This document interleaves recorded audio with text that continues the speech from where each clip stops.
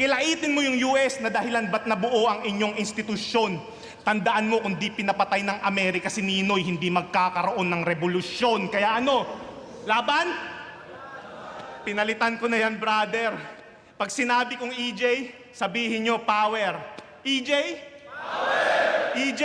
Power! EJ? Power! Wala nang matatanga yung mga mali mong binibitaw. Ngayon alam na ng lahat, marami ka lang nililigaw.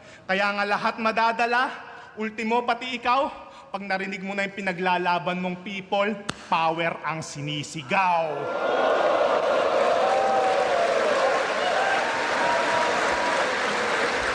Ano? Malakas ba yung hakbang yung natututulan lang naman? Alam nyo, makakamit lang yung pagbabago sa madugo na paraan. Kaya kung gusto nyo ng ganyan, humanda ang hukbong sandatahan, aktivista at buong mamamayan, tara sabay-sabay natin na sunugin yung loob ng Malacanang.